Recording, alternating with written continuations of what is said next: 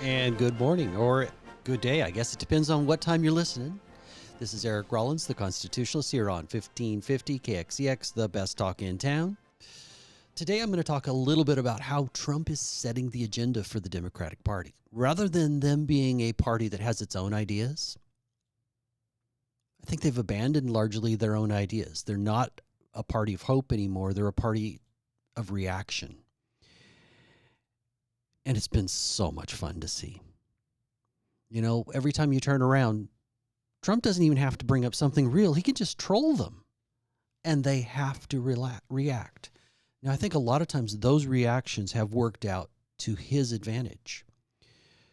For instance, we now have over 1 million. Yeah, you heard me. Over 1 million self-deportations. Now, they cost us $1,000 a piece, but that's still cheaper. And by deportations, I mean illegal aliens that chose to take the $1,000 and leave. And that number's growing. I think part of why that has been so successful is because of what the media and what the Democratic Party have done. For instance, when Obrego Garcia, the Maryland man, you know, the father, of course, they forgot to mention that he's an MS-13 gang member, that he beat his wife, and she said so in court, that he's been convicted, and there was a deportation order. It is very clear that he was a gang member, but the media and the Democrats ignored all that. And, I mean, it went so far as we deported him to El Salvador. Oh, my God, that horrible prison in El Salvador, except in El Salvador, there is a prison for MS-13 gang members, and that's where he's from. So if you were to deport somebody, you take them back to the country of origin, and El Salvador has a special place where they let all of the MS-13 gang members hang out, called a prison.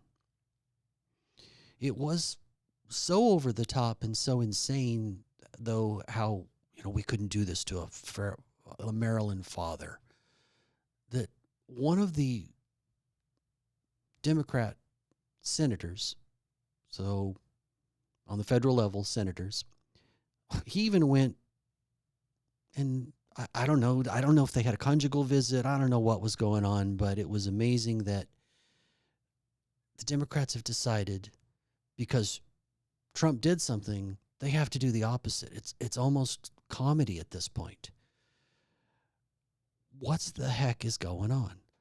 Well, I think it's because Trump, by his very nature, he's a businessman. He sees interactions with people as transactional. I'm sure he has some friends, but I think most people he sees as, okay, what exchange can happen between us, in other words, transactional, that will be to my advantage? And so that's kind of what Trump has done around the world. But at the same time, he loves to troll people. He loves to mess with people. He asks for more than he actually wants or expects to get. You know, read The Art of the Deal, folks. So where does this leave us? If the Democrats are always responding and the left is melting down constantly. For instance, Debbie Wasserman Schultz, she's in Congress. She had to go visit the new detention camp in Florida. You know, the one with all the alligators. And she talked about how they're in cages. Well, if you have to detain somebody, you kind of got to use a wall. Now, she talked about also how, you know, you brush your teeth where you go to the bathroom. Well, I don't know if Debbie Wasserman Schultz has ever been poor, but that sink that's right by the toilet, well, I don't have a separate room. I'm not rich, but I guess if you're rich enough, you have a separate room. It's kind of amazing how they've overreacted, but they've helped Trump with that overreaction. By that overreaction with the Maryland man, that overreaction about what's happening with the detention camp in Florida and all the alligators, and how it's just horrible. It is so scared a huge number, now again, 1 million and counting, illegal immigrants, They've self-deported. They've taken the $1,000 and they've gone. That doesn't even count the ones that just left. Now, why do all these numbers matter? Why do you think Biden let all of these illegals in, or we should say Biden's people, because as far as I can tell, he was incompetent. He's even less competent. Sadly, the man seems to have dementia or something along those lines. But I do want to point out that Biden was a vile, evil, corrupt man long before he started losing his mind. So I don't feel too bad for him, but I don't really, the idea of somebody losing their mind, I'm not real happy with. But he was an evil, corrupt man, and then they installed him. You know, the Party of Democracy installed Biden. Well, the reason they, getting back to that idea of why or whoever it was that it was in charge of the Biden administration, they let all those people in. The dirty little secret is how Congress has decided. It's a basically 750,000 votes or people per congressional district. Well, what if California got an extra, let's say, 5 million illegals during the Biden administration? We don't actually know how many are in California. We have a guess. I think California has more than that, but let's just say during those 4 years. Well, that would result in a whole bunch of extra population that gets counted in the census. And if you can count them in the census, and I don't believe you should count illegals, then if congressional seats are decided by the number of or the amount of population you have in a given area in a state, then that would decide Congress. That is why Trump is against birthright citizenship. I'm a little torn on this one. If we look at some of the original intent, then meaning 14th Amendment, where former slaves, blacks, were granted birthright citizenship. It was very specific to them. It is since kind of moved over, and now it's supposed to apply to everybody. Well, I'm a little torn. I'm not sure what the Supreme Court's going to do on this one. Usually I have a definite opinion on the Constitution. If you're not here, because 14th Amendment says subject to the jurisdiction of, well, sadly, as being owned, the blacks were formerly subject to the jurisdiction of. Not saying that's okay. Not saying I approve. Obviously, it was one of the great tragedies in the history of our country, but we did make it right. Now, my friends on the left would say, well, no, you never made it right. Well, could we have done more? Yeah, and for the generation that was slaves, could we have done more? Yes. There are solutions today when I've never been a slave owner. They've never been a slave. Their grandfather's never been a slave owner or a slave. My grandfather was never a slave owner or a slave. I don't know how you deal with it now. But I don't agree with their idea of reparations. Anyway, getting sidetracked. Trump, by speaking out, has very clearly controlled the Democratic Party. He controls the narrative for them. And instead of them having their own policies, it's just a reaction. And it's been so much fun. But I think that Trump 2.0, now meaning second term, I think he's a changed man. The assassination attempt humbled him. But I think before we got to the assassination attempt, we had this period of time where it burned him. He was pissed that somehow he had this really successful first term, and then COVID hit. And then we had universal mail-in balloting. And we still have people on CNN and MSNBC saying, yeah, there was not a single thing wrong with the 2020 election. In my estimation, let's see, finding huge numbers of ballots last minute, having the most manipulatable or easy to cheat voting system because illegally, in other words, they didn't follow state law in several states because of COVID, they used universal mail-in balloting, meaning every voter got a vote. Or they got a ballot anyway. Now those are easy to steal. They're easy to buy. And in many states, they don't have proprietary paper. You know, like our dollar bill has, you can look at certain characteristics of the $5 bill, the $20 bill, etc. And it's all made on special paper. It has a watermark. It has all of these other characteristics to color thread in our paper money here in the United States. So you could just print your own ballot. In California, you still can. Isn't that crazy? You still can. And you could mail it in. So it's really easy to cheat. So I have big questions about the 2020 election, and I think it really, utterly pissed Trump off. But maybe it was for the better. Now, why would I say it's for the better that he lost in 2020? Because I think it gave Trump some perspective. I think it gave him time. He channeled that anger and gave him an opportunity to figure out, wait, if I did this again, I want to do it right. And some key things happened. He was more prepared. When he went in the first time, I don't remember the numbers on this exactly. It's been a long time. I'm going to be close. He had something, a president has approximately 2,000 positions to fill when he first steps in. And he only had a couple hundred the first time he came in as president. Obama, when he came in the first time, because he was a community organizer, was very prepared, and he had close to 1,000 of them ready. Well, this second time, Trump had way more than he did the first time. He only had a couple hundred. I think it was about 700 this time.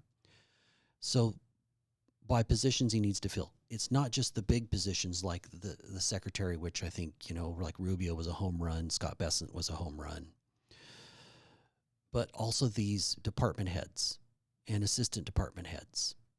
And he had to have people that he trusted. And he didn't realize round one how much and how important it was that he needed to pick people that weren't going to stab him in the back.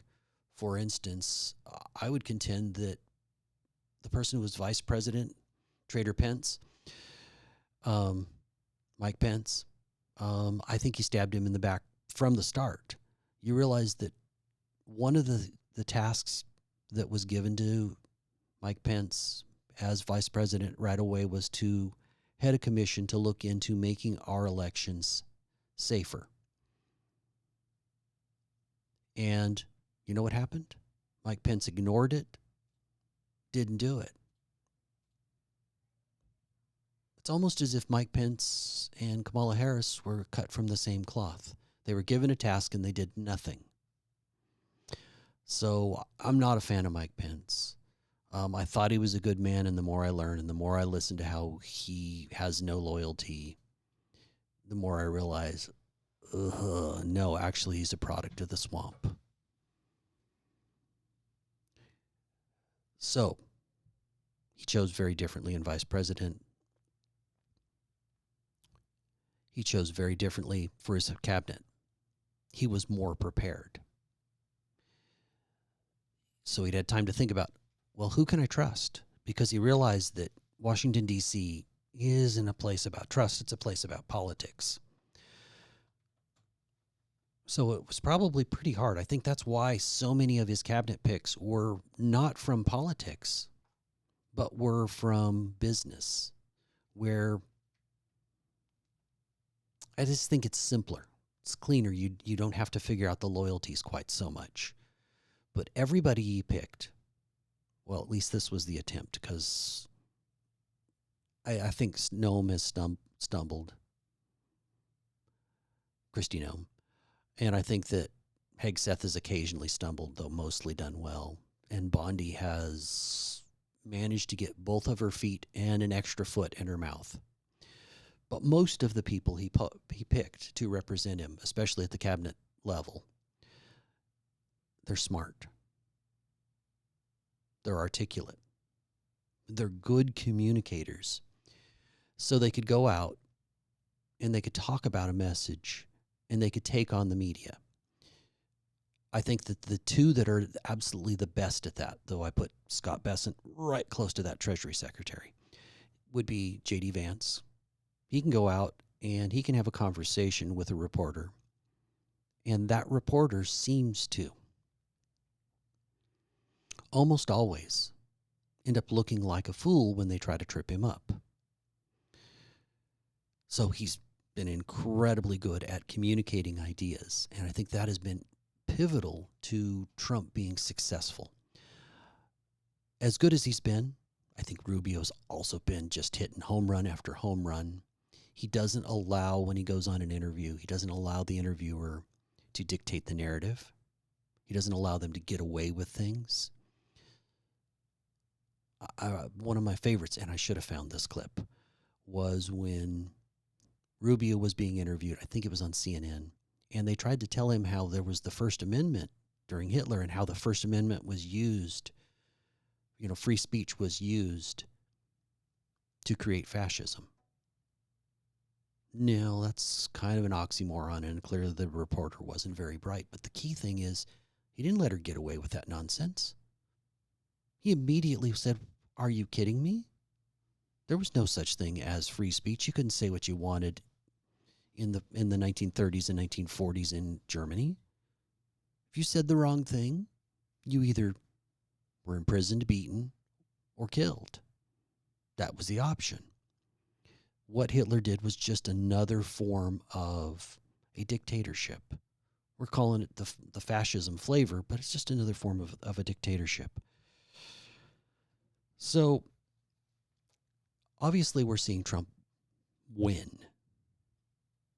Look, the border's maybe not perfect, but dramatically better, almost perfect. Very few people are coming through. He was right on tariffs because the world slowly, or one by one, is falling in place and giving us a better trade deal. We have run a trade deficit since 1976, I believe. And all of a sudden, now, things are beginning to shift. And while inflation is happening a little bit under Trump, it was out of control during Joe Biden, and Trump is now, let's call it 7 months in. And inflation has been, this last report was 2.4%. So there was a tiny bump compared to the first quarter. And maybe a little bit of that happened because of tariffs. But more importantly, wages are up. Unemployment's down. Those are huge things. And if we looked at the consumer price index, which is basically the average stuff that you buy every day, well, it's only up 1.8% since January. So that's not a trade deficit thing. That's a, what do we spend on eggs, milk, gas? Well, gas is down, eggs are down, milk about even. Whole lot of other things. I'm sure there's some stuff that's up because of the tariffs and temporary supply chain issues. But I think that if we moved away from China, which I don't believe is a fair player, and we begin buying stuff from other parts of the world more, that they're more likely, because I'm sure there's other unfair players that would like to rule the world just like China, but China has a long track record of stealing other countries' ideas, other companies' ideas, making a copy of it, so stealing copyrights, patents, producing them for less at a poorer quality, almost always poorer quality. But they're getting away with it because if you agree to do business in China, the state, the communist state, You know, that communism that my friends on the left seem to think is great. And I just see communism as the full expression of socialism. They own 51%. In other words, they own a controlling interest of the plant that Apple has there in China. That's part of why Apple is moving a whole bunch of their operations to India. And that would be the case for every company. There is no such thing as you're just an entrepreneur and you get to define your own destiny there. Well, Trump has gone around the world. He's brought more business. It's a huge win. And when he does things like says, well, we want Greenland, what'd the left do? Melt down. Well, what about Greenland's rights? Agreed. So then Greenland had this referendum and voted to secede from Denmark. Now, they hadn't voted to join us yet, but that seems to be what they may do, and they may be a territory before long. That would be a huge win for Trump, and I'm sure would cause a much bigger meltdown from the left, because everything he does causes a meltdown. Remember, when you're watching what the Democrats are doing, are they coming up with their own ideas, or are they responding to Trump? That's why I am saying I kind of think that Trump he's the lead. He's the boss. And my friends on the left, how come you're not doing better? How come you're not proposing things or getting anything done? So, consumer price index went up 20% during Biden. That's crazy. Getting to those articulate people, I didn't really talk much about Scott Bessent. And as Treasury Secretary, he's the one that sets out kind of the economic plan that is Trump's vision. Well, he's been very consistent with that. He's been able to clearly and articulately talk about why he believes that tariffs will work, why unemployment will change as we get rid of illegals. Because, as they say, and the left has consistently said, well, but if you get rid of these illegals, we can't build homes. Who will pick the crops? Maybe some of that's true, but what we're finding is there were very few stories of crops rotting in the fields. There still seems to be people that would pick them at a better wage. Is that going to drive prices up a little bit? Maybe for some products. Again, when you have an economy that is constantly responding, and by that I mean every choice you make, you believe you're getting something of value. Every time somebody sells something, they believe they're selling something of value, or they're not able to sell it. So we're constantly having this give and take, and we're having people vote with their pocketbooks as to what they want. Well, the left's alternative now is clearly, if Trump's moving towards capitalism, then the opposite of that would be government control, some sort of system called, I think it's usually called communism, and they've chosen a cultural Marxism in response. Another thing that Trump has done a great job is he picked a great person for his chief of staff, Susie Wiles. So Trump has now had more cabinet meetings in the first, again, we're going to call it 7 months, than all of the cabinet meetings that Biden has had. It's kind of a big deal. Pete Hegseth is loved by the troops because he's a regular guy who went out first as somebody who served and later as somebody who was a Fox News reporter, but regularly went out and interacted with the troops, and he's beloved. And because of that, and I think because Trump has decided no more nonsense, he's gotten rid of all the transgender stuff in the military, because all I care about with our military is that they are the most effective killing machine Now, that's not a nice way to put that, but I want them to be the most effective killing machines so that in almost all cases, everybody's afraid to take us on. If we are focused on diversity, equity, and inclusion in the military, or we're focused on transgender, then are we the most effective killing machine? No. Frankly, if we're going to go with that whole diversity, equity, and inclusion leftist version of the military, all you'd have to do is call somebody by their wrong pronoun, and I mean, they'd wilt like the typical left, like all the college students. Even if I go over to Fresno State, I shouldn't say all, a lot of the college students, if you called them by the wrong pronoun, I mean, it'd be a hate crime and they'd need a crying room. Well, we don't want to turn our military into that. Hegseth, well, he did have some communications problems using Signal, and occasionally he stumbles a bit. He's well-spoken, he's smart, he's beloved by the troops. And I think one of the things that is huge is they were having trouble meeting their recruitment goals. And all of a sudden, they're on. They're good. On that note, though, I think I'm going to go ahead and take my first break. This is Eric Rollins, the Constitutionalist, here on 1550 KXCX, the best talk in town. I want to say thank you to everybody on social media. This is truly an honor to do this. And it always humbles me that there's more than 5 people that listen, because I got 5 family members or friends that listen, but there's significantly more than that 5.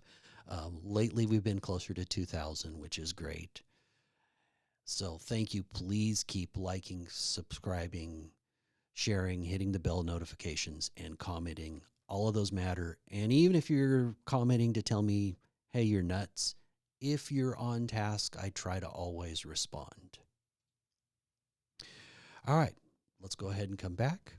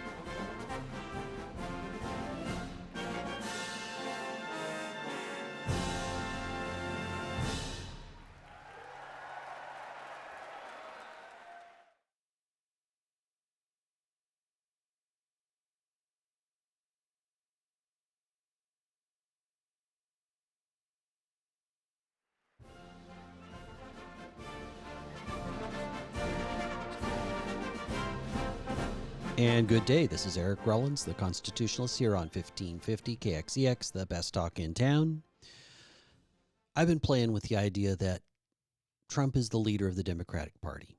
Now, I get that he's not actually technically the leader, but he sets the agenda.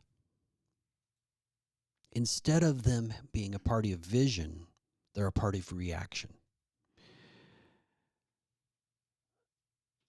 But I was also talking a bit about how Trump has chosen different people. Now, one of the places I think he hit a home run, different people in his cabinet, and one of them that's been outstanding is Caroline Leavitt.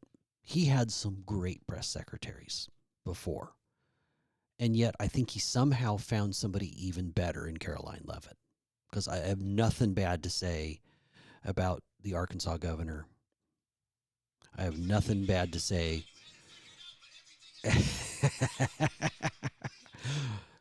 Little technical difficulties there, folks. But Caroline Leavitt has just been hitting home run after home run, articulating Trump's message, not putting up with nonsense, not allowing the media, meaning mainstream media primarily, to stomp on her. So that's been really fun to watch. I think Agriculture Secretary Rollins, my namesake, I don't know if we're actually related. I'm happy to say, though, she's doing good representing my last name. So if you were to look at really what's going on with this first Trump administration, jobs are up, inflation's down. If we were just to put it in sound bites, jobs are up, inflation's down. Borders closed, wages are rising. I believe each one of those are connected. In other words, there's less people on unemployment, and inflation's down. Those are both good things for the average person. Borders closed, wages are rising. Well, if there's less illegals, that means that they're going to have to pay a little more for those jobs, which is good for Americans. Trade deficit's down. Tariffs are working. For the first time, trade deficit's down. Again, since 76, our trade with around the world has been at a deficit, meaning we're sending dollars to other countries. We're not even with those countries. We're allowing them to get ahead while we lose. Well, I don't know that that's so bad. When we had the catastrophe of World War II. In other words, we gave special deals to Japan and Germany after we defeated them in World War II. We allowed for the trade deficit in those countries and frankly for a whole lot of Europe too. But at some point you have to go, wait a minute, we need a level playing field. And that's why I think that even though the Wall Street Journal, no bastion of the left, blasted Trump continually on tariffs, he's still popular. The average American realizes that if it's not an even or level playing field, if to sell something in China, we have to pay, there's a 40% tariff, meaning our product over there costs 40% more. Yet their product comes in for free. Well, somebody's getting screwed. And it's the U.S. taxpayer. Well, Trump's amazingly addressed that. I mentioned Greenland, and it's kind of mind-blowing what's happening there. But if you control Greenland, you control a whole big area that both China and Russia desperately want to control. They desperately want to control it because there's rare earth minerals. There's lots of valuable stuff. There's resources in that area.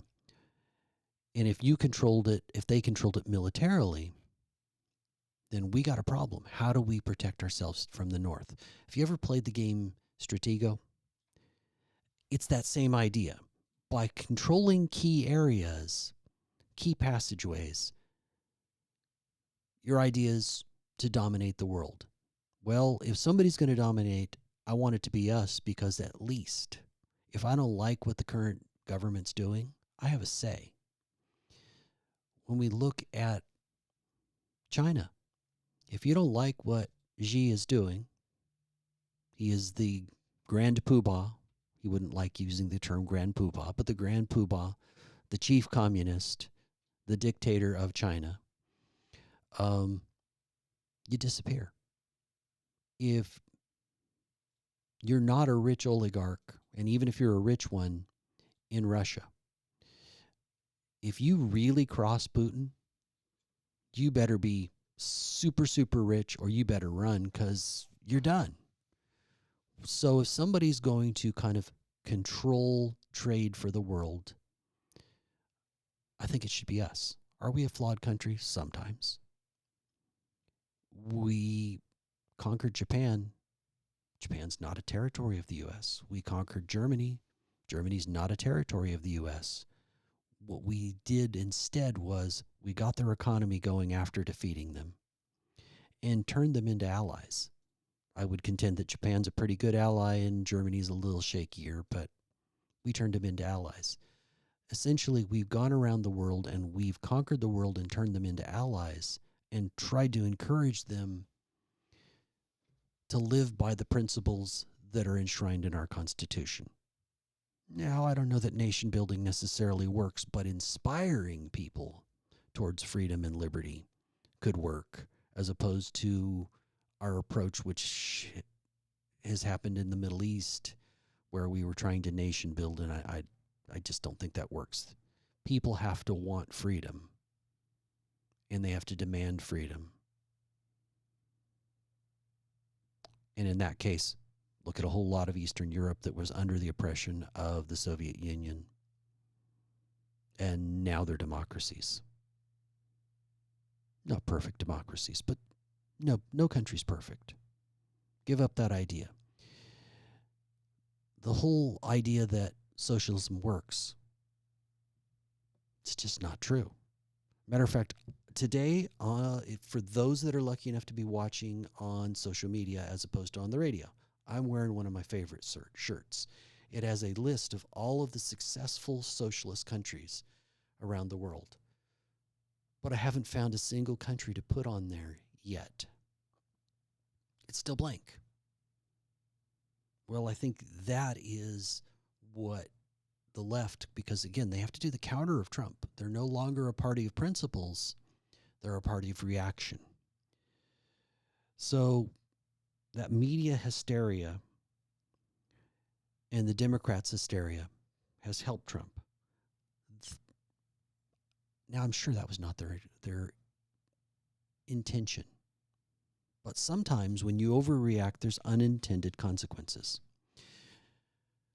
Now, a longtime Republican, and forgive me on the pronunciation, I think it's Langoni, but founder of Home Depot. He's kind of an establishment Republican, big-time donor, and he was for Trump in 2016. He decided that, no, he couldn't vote for Trump in 2024. Now, this guy's got real money. He founded Home Depot. There's a Home Depot all over. There's stores all over the country. And even as little as 3 months ago, he was talking about how there's no way this is going to work. Trump is going to tank the economy. And this is a Republican saying it, a mainstream, big money, well-connected Republican. And just recently on CNN, and it was so fun to watch the reporter's face because he looked like he wanted to cry. He said, Trump's hitting nothing but home runs. That he changed his mind, that he was wholeheartedly endorsing Trump's approach to tariffs, to the economy, to the border. The left has been trying to convince everybody, but particularly trying to weaken Trump by saying, do you regret voting for Trump now? Do you regret voting for Trump now? I don't. And almost without exception, let's say 98 out of 100 of the Republicans I know are enthusiastic. Now, there's some people that are on the left, like I have a friend that's on the left, but she was never anywhere near conservative. And she regrets voting for Trump. And I keep saying, what was the alternative? And she admits that the alternative was a gibbering fool, meaning Kamala Harris. So I think she probably would have voted third party. But aside from that, almost everybody, they're thrilled. Trump brings enthusiasm. But unlike Obama, who said, hey, 2%'s the new normal and we just got to get used to less and we're not going to be as successful a country, Trump went, oh no, there's going to be a new golden age. Much like Reagan, Trump speaks with hope and optimism about this country and what the potential is, what we can do for the average American. Because his focus isn't so much the rich people, even though he's rich. His focus is on doing things that will raise people out of poverty, get people off of welfare, allow the middle class to flourish. And if we looked at that tax bill, that's what happens. All of those cuts that the Democrats are screaming about, oh, he's cutting Medicare.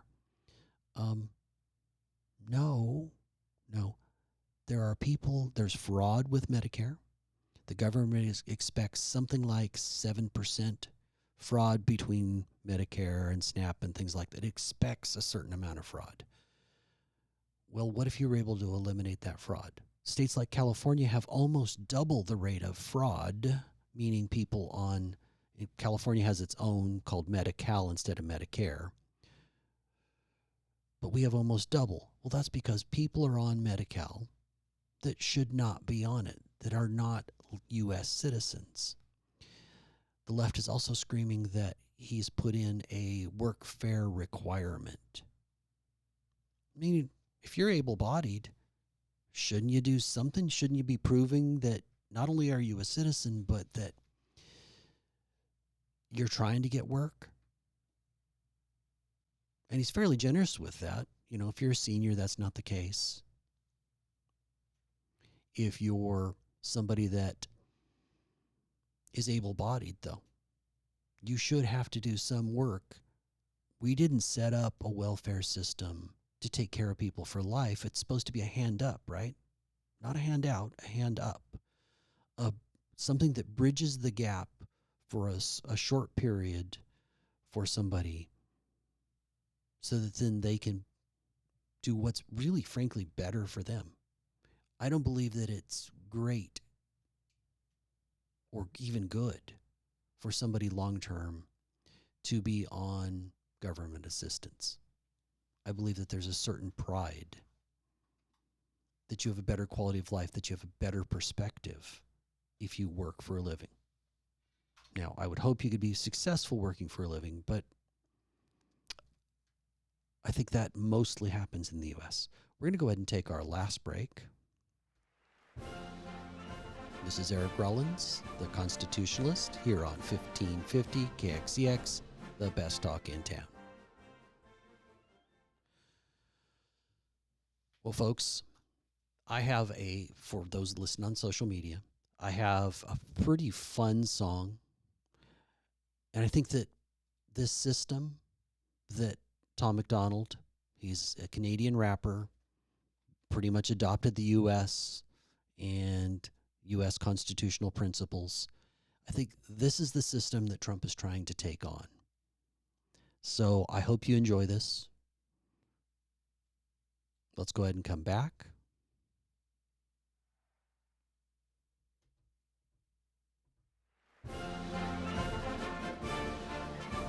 This is Eric Rollins, the Constitutionalist, here on 1550 KXCX, the best talk in town. Well, it's going to roll in just a minute. Sometimes computers don't respond quite the way they're supposed to. Welcome to the world, baby boy. I'll paint you red and white and blue. The indoctrination starts as soon as you come out the womb. Pretty quick, we'll make you stupid with curriculums at school. And if the classroom doesn't do the trick, we'll make you watch the news. Pick your team, right or left, take the red pill or the blue. You can vote, but even if you win, still everyone will lose. Don't forget to buy designer because Gucci makes you cool. We prioritize material belongings over truth. Get a job that you can't stand so you can buy some cans of food. Go overseas and die for freedom. There's some oil we can use. Our democracy exists so that you think that you can choose. But our algorithms make you do what we want you to do. What's the problem? Your depressed society has you confused. We got medication for you that you'll probably abuse. Go get married to a lady who also don't have a clue, and pump out a few babies that are just the same as you. Welcome to the system, everyone's a victim. Doesn't matter if you're black or white, it hates you all. Here inside the system, violence is a symptom. Fighting for what's right, but somehow everyone is wrong. Welcome to the system, everyone's a victim. Doesn't matter if you're black or white, it hates you all. Here inside the system, violence is a symptom. Fighting for what's right, but somehow everyone is wrong. Welcome to the world, baby girl. I'll paint you pink if that's okay. We'll encourage self-destruction through the music that you play. We divided all the men by trying politics and race, and honestly, it's working awesome, so for you, we'll do the same. Never teaching you to love yourself, inject you full of hate, objectify your sexuality, then blame you for the rape, and weaponize the differences that make our men and women great. Then just to screw with you, erase the genders. Everyone's the same. We'll empower you with rights to vote and fight for equal pay, then have the men turn into women and you'll fight for them again. But you thought you had it figured out, but everything has changed. Welcome to the system. Please enjoy your stay. Here's a Bible and a bottle of the cheapest booze we make. Find a man who can take care of you to fill the holes we made. Buy a house and settle down, fulfill your duty, procreate, and make a couple babies who will also do the same. Welcome to the system, everyone's a victim. Doesn't matter if you're black or white, it hates you all. Here inside the system, violence is a symptom. Fighting for what's right, but somehow everyone is wrong. Welcome to the system, everyone's a victim. Doesn't matter if you're black or white, it hates you all. Here inside the system, violence is a symptom. Fighting for what's right, but somehow everyone is wrong. Welcome to the world, everybody. I'ma paint you black and white. I'ma make you hate each other so that everyone will fight. I'ma give you all religion, let the righteous find the light. But I will also give you science to oppose the word of Christ. And I'ma give you borders, they're imaginary lines. If you cross them, go to war and win when everybody dies. And I'ma give you money that you'll value more than life. And let the 1% have everything while you fight to survive. And then I'll give you politics, I'll call it left and right. And while you divide yourselves, I will conquer both the sides. Can't you see? I'm the system, my whole purpose is divide. What you choose will never matter because everything is mine. Welcome to the system, everyone's a victim. Doesn't matter if you're black or white, it hates you all. Here inside the system, violence is a symptom. Fighting for what's right, but somehow everyone is wrong. Welcome to the system, everyone's a victim. Doesn't matter if you're black or white, it hates you all. Here inside the system, violence is a symptom. Fighting for what's right, but somehow everyone is wrong. Welcome to the system, everyone's a victim. Doesn't matter if you're black or white, it hates you all. Here inside the system, violence is a symptom. Fighting for what's right, but somehow everyone is wrong. Love Tom McDonald. If you really listen to that song, does that not sound like the playbook of the left? Everyone's a victim. Genders are blurred. Education, it used to be that we taught people how to think, not what to think. And now, if we look at college campuses, I'm aware that there are a few professors that are not doing this, but they're indoctrinating. They're not teaching you how to think, they're teaching you what to think. And that's happening now, even at the high school level.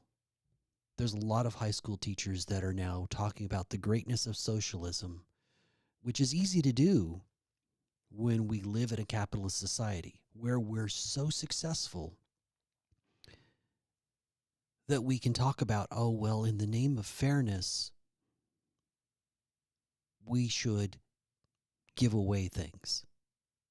Well, that person has less and everything should be fair.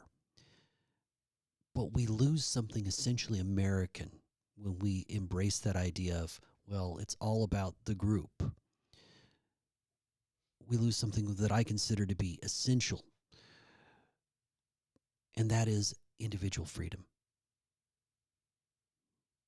I think that the reason why the world wants to come to the United States is because we have meritocracy, meaning if you're the most capable, smartest, hardest working, in some combination of those, because I know people that I don't consider the smartest, that are highly successful because they have a better work ethic. So it's not always as simple as the smartest. But if you work the hardest, you have an opportunity for a great life. Now, does that mean that some people are going to get more than others? Yep. I think that's the price you pay. Now, I want to point out that in the supposed communism, utopian communism, or utopian socialism, there's still a ruling class. Though that doesn't make any sense if everybody's equal. How come there's never the last step of communism, the falling away of the state where the proletariat just rule everything? It never happens. It's because it's a fantasy. And the idea that